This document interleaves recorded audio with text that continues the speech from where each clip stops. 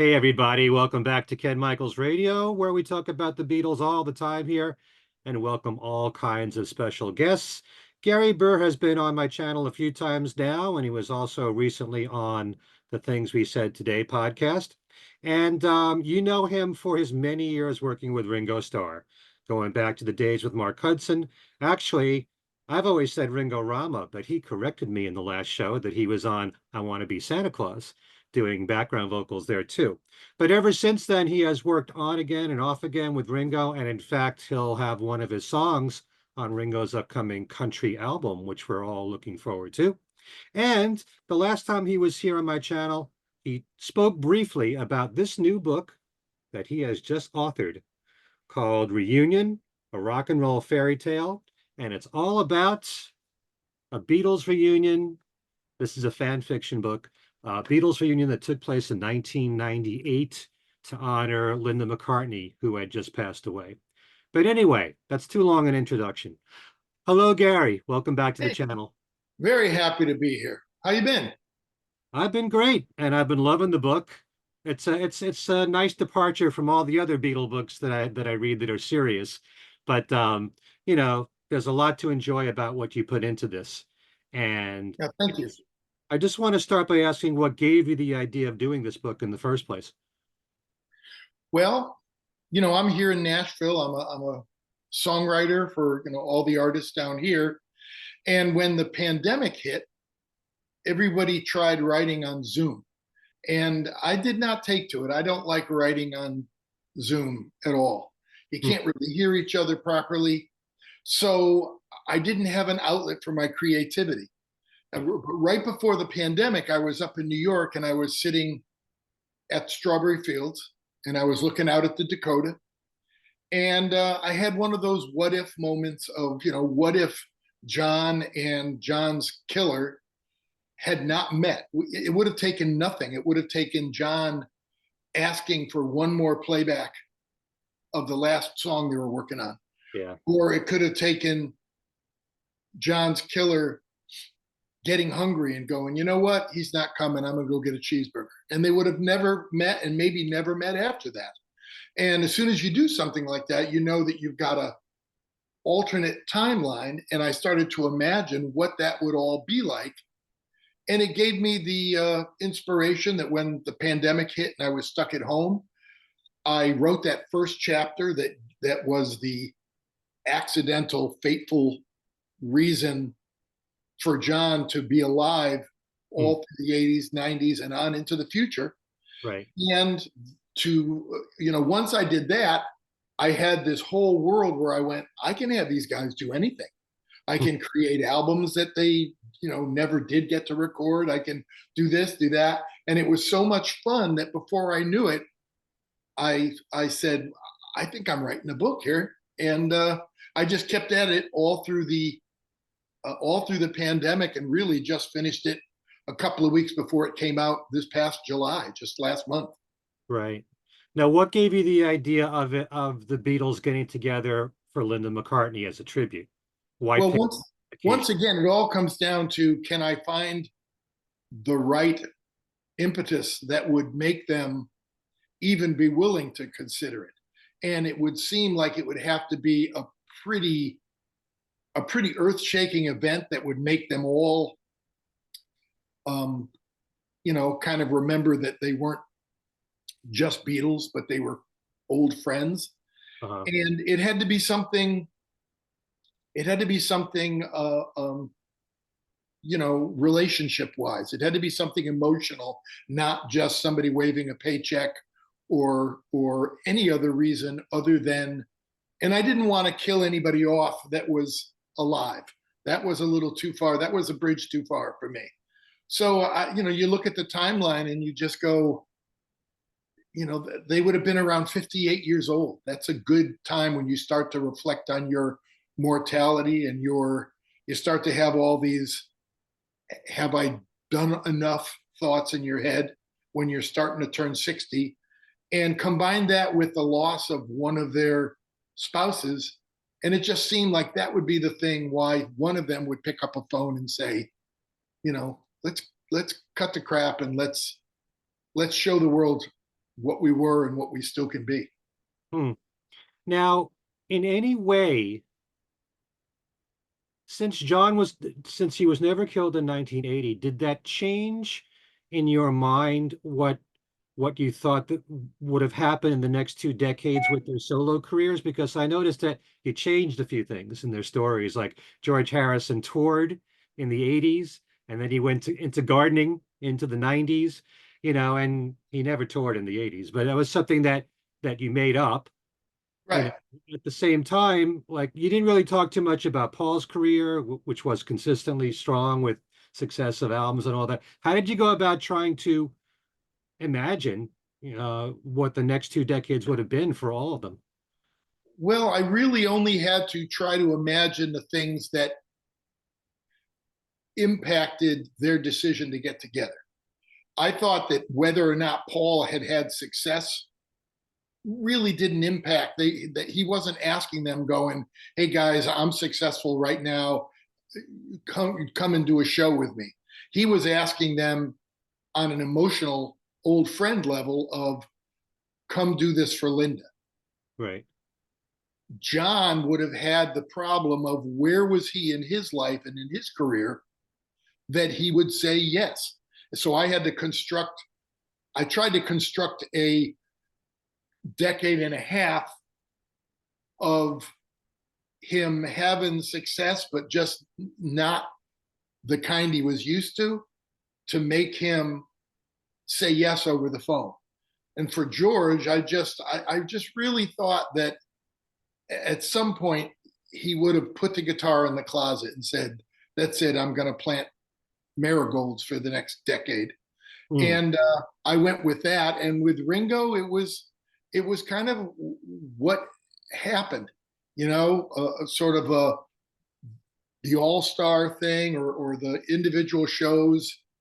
Um, but being the drummer, his crowds are smaller, his clubs are a little less extravagant, uh-huh. and that would make him say, "Hell yeah!"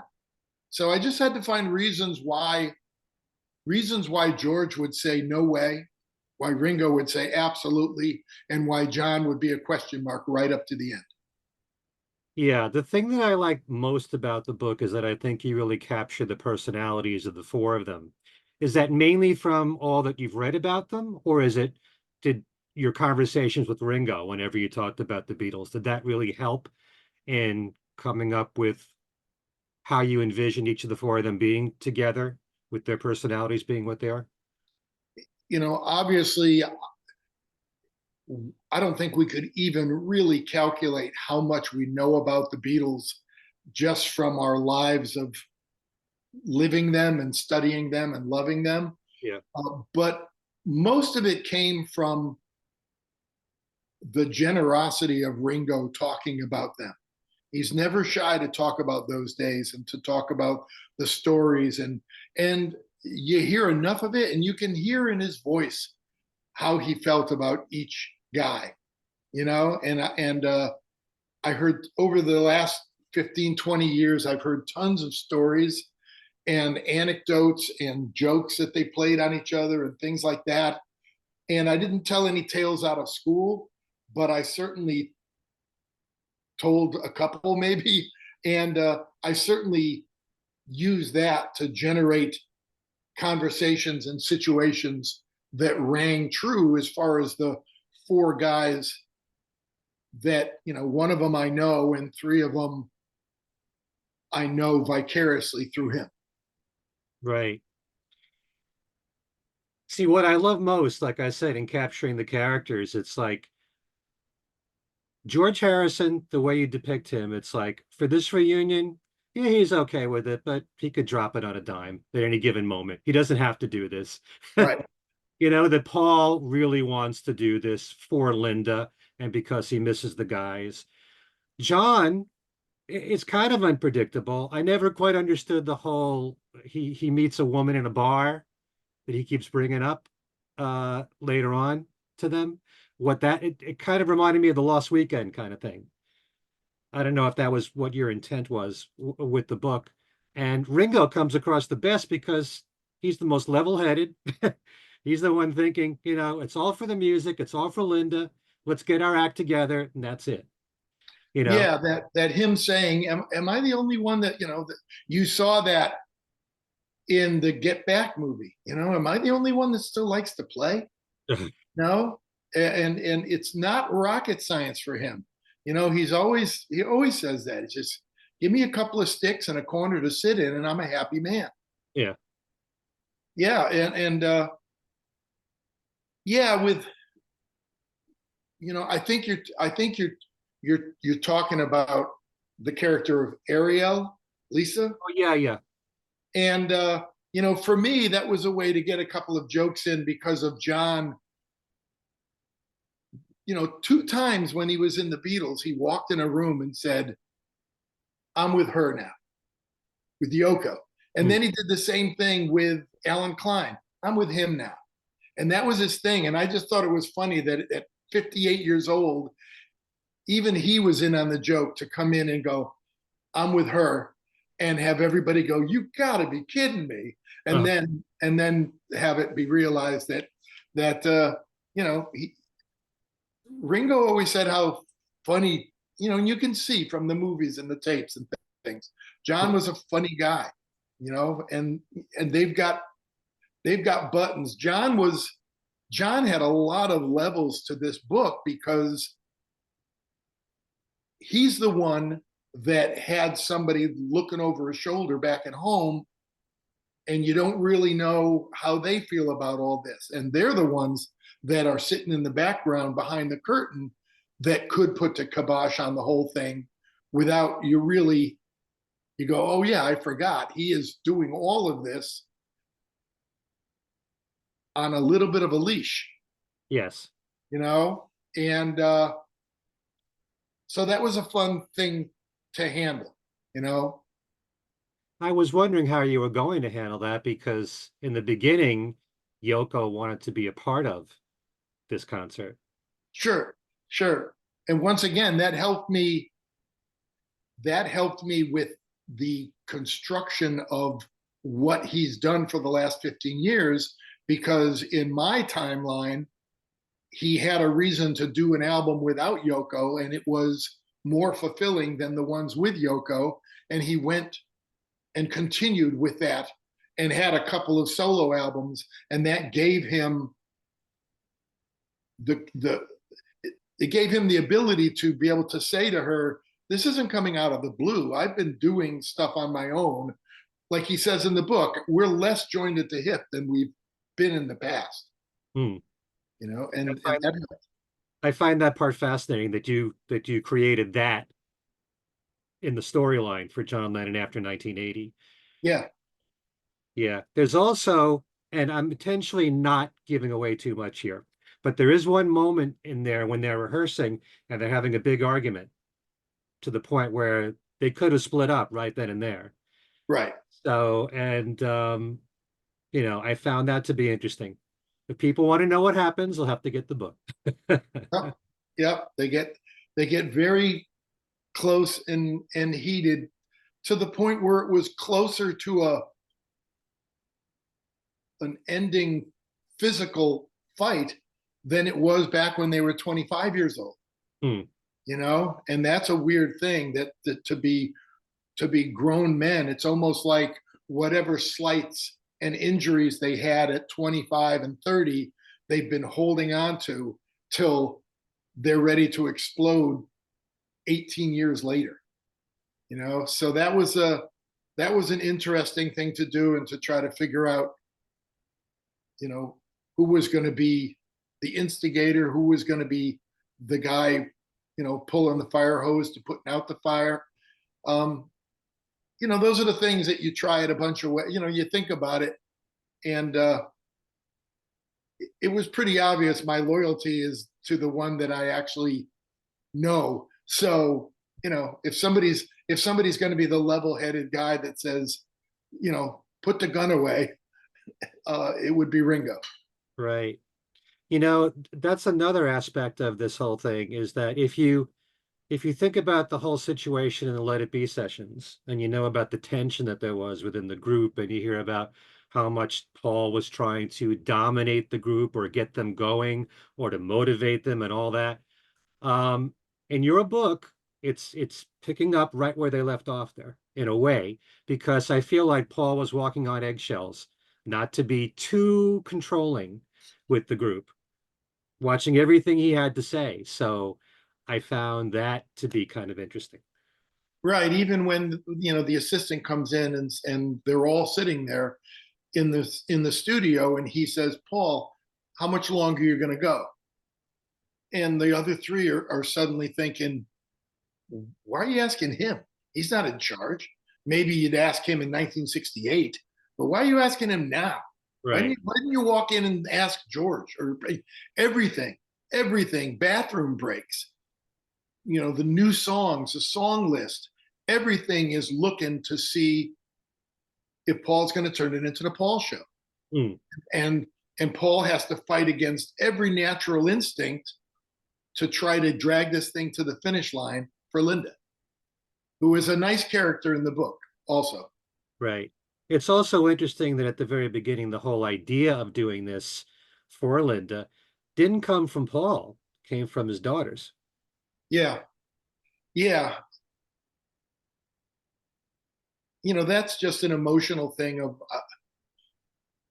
they're trying to think of something. They would have taken him, they would have taken him running with any idea they threw at him just to get him to get up and get out of the house because they were worried about Right. it. In my book, anyway. And yeah, I like that it came from them. Just that's my favorite line. You're Paul Bloody McCartney. You should smell better. That may be a trivia question sometime in the future, folks, on my website. What's Gary's favorite line in the book? But there's another story here in the book about a journalist from England who is kind of getting the idea that something's bubbling here with the group. And I found that part good to intersect that with the rest of the story. And especially, we won't tell the folks what happens to him in the end, but it's a very interesting way to resolve his situation.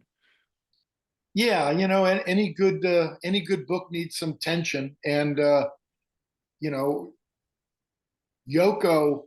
I was determined to not have Yoko be the villain in this book. She's had it enough. Hmm. So just the idea of, as the journalist says, there's millions of people waiting for this, dreaming about this thing to happen, and if he does his job right, he's going to totally screw it all up. But that's his job, and until either he decides that it is or it isn't. But I just found that a little fascinating, and just the idea that this is his last gasp. If he doesn't pull something out of the hat for this, he's going to be reporting on cricket, and nobody should have to do that. Right. That's just an interesting sideline in this whole book here. And also the intent is for the Beatles to do not one but two concerts. And you actually cover one of them at I've the end. had I so know many about the people. second one, but I've had so many people say, "Is the sequel going to be the London concert?" yeah, It's like, no, I'm happy with where it's left. And that can be in people's imaginations, but yeah, it's just a question of you can't do, you can't get they'd be lucky to get the guys to do one concert, much less two in a row. hmm, But the only way they could do it is the intrigue of John going back to London, a conquering hero, and just the appeal of doing all this again in London, Hyde Park, sort of tricked them into saying yes, which doubled the money for the charity. And if they can do it, you know, yeah. yeah, that was fun.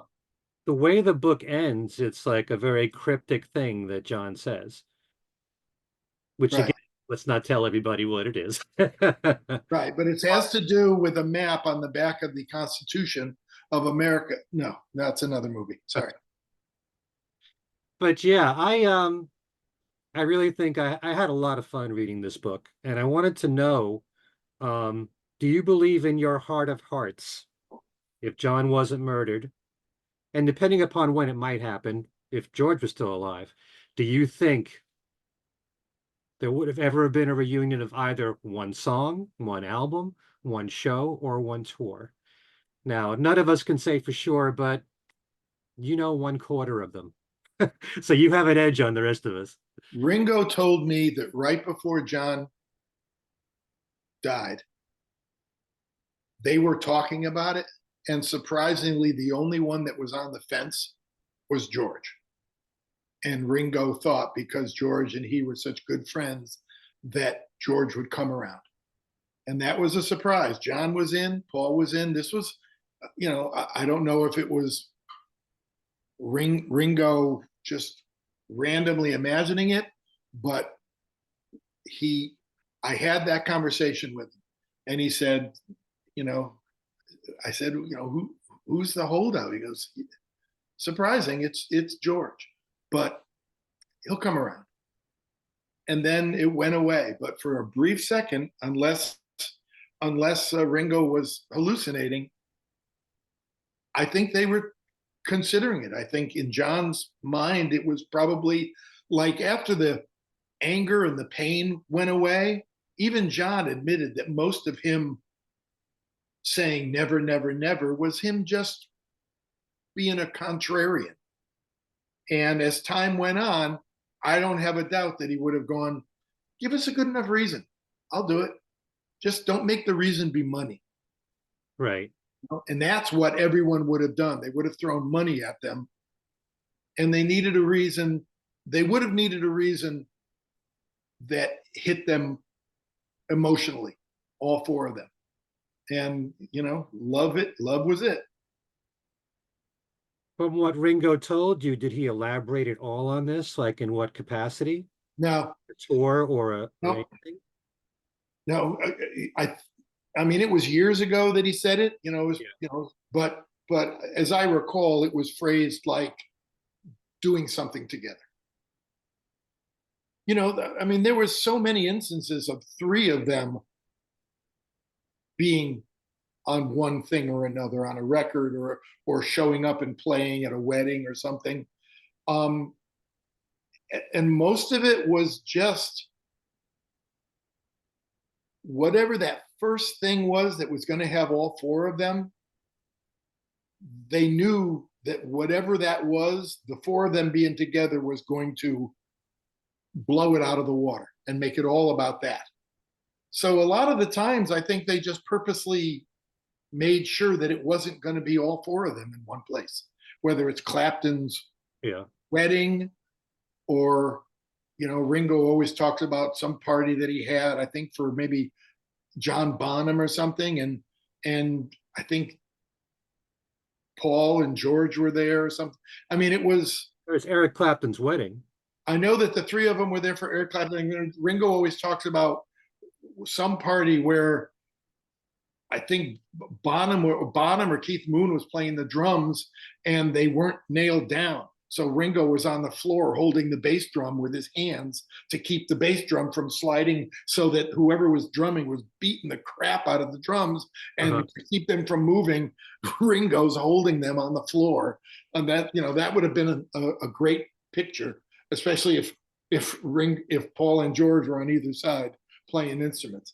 But yeah.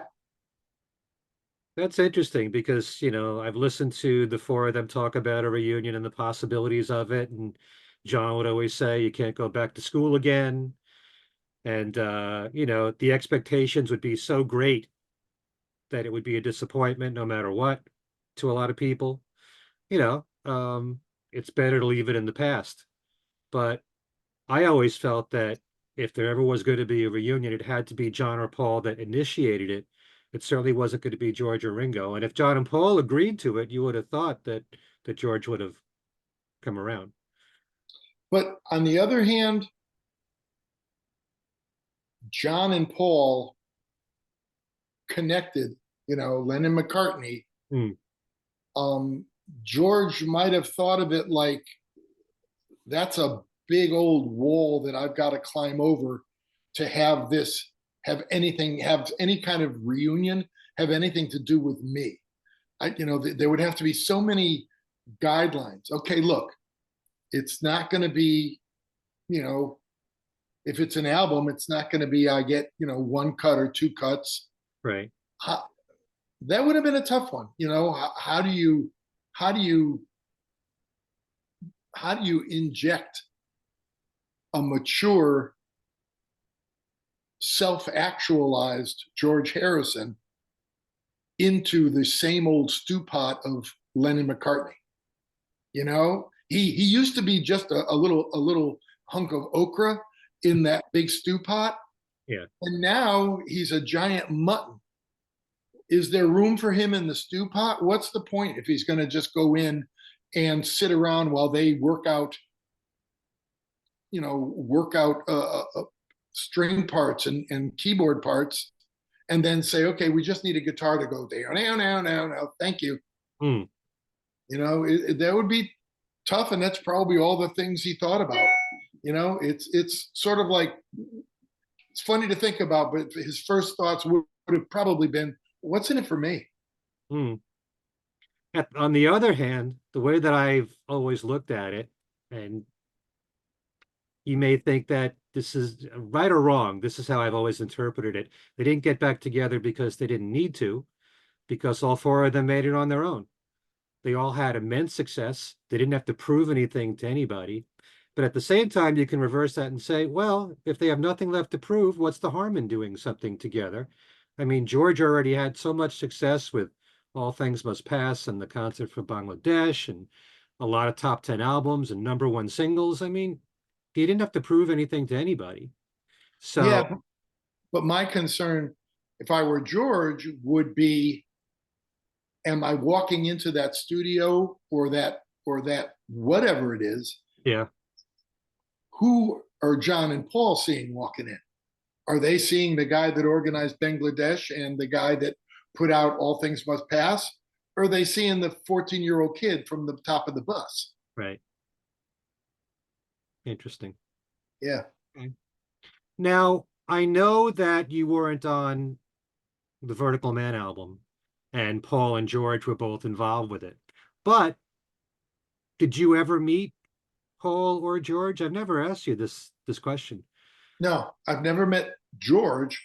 I've met Paul several times. My friend Brent Carpenter, who's sort of Ringo's videographer, Right. um, he and I wrote a song for Ringo's 70th birthday, and it was a remake of the Lorne Green country song Ringo. Yeah. Only we rewrote all the lyrics to be about, Ringo Starr, Yeah. and we went all over the world having all of Ringo's friends recite the lines of the song. Uh-huh. And he had this great band, Don Was, and all these, Ben Montench, everybody, all these great people playing the track. And then every line, everybody from Little Steven to Greg Lake to George Martin to, just everybody you could think of in his history all got to recite some lines. And we had Paul recite a couple. So we went to his office in London, Yeah. and we were lucky enough that he was there with George Martin. So we got George Martin to recite his lines.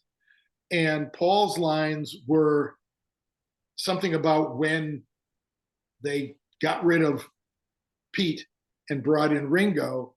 And Paul's lines were, from that point on, Starr was best. And it was the greatest moment because Paul was standing behind his desk while they were setting up the cameras, and he was reading the lyric of the whole song. Yeah. And he read through the lyric, and he looked up at me and he said, "Did you write this?" I said, "Yeah." And he went, "That's better than being in the Songwriter Hall of Fame." Paul McCartney said of my lyric, Now, why hasn't that song come out? Because it was a personal gift to us, from us to Ringo. So it's not ours to give. Right. I think people would get it's an amazing thing. The people that are on there, it's a video too. We filmed each person, Right.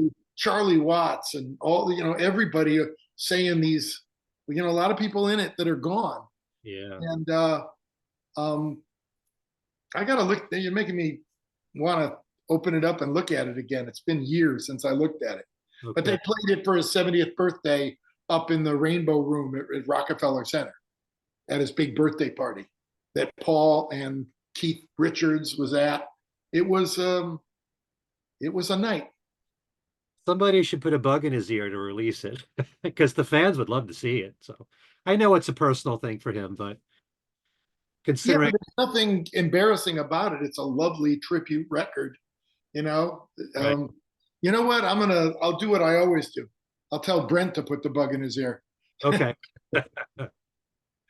And I guess it goes without saying you never met John, right? No, I never met John. Uh, I keep running into people that did. I have a friend here in town Yeah. that claims that he's the one that got John interested in baking bread because he came over to. I don't understand the circumstances, but he says that, and I know that Hudson met him a couple of times, Yeah. and you know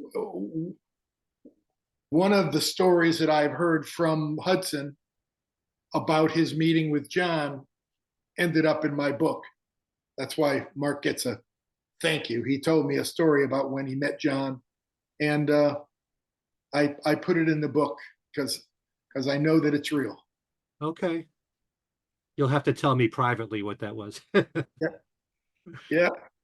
I should also let everybody know that for those of you that never got to see the Beatles in concert, you do get a ticket to see the Beatles.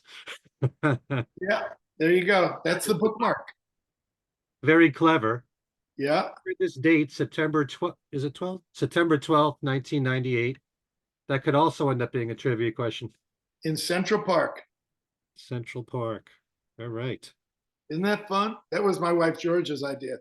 That was It brilliant. would be cool. And what's the price? $49.94. 49.94. Why? I don't know. None of your damn business. Doesn't have to make sense. Anyway, Gary, thanks so much for being here. Best of luck. I know this book is doing really well. It's really doing really well, and what makes me so happy is the people that read it and say that they laugh and they cry and they felt like they were back in Beatlemania again, Hmm. back in the middle of Beatlemania again, and that's exactly what I wanted. You read this and you think this is how it could have happened. It is Yep. believable in that regard, and especially for this cause too. You found a good reason for them to get together. Thank you. Well, Thanks for this. This was great. yeah.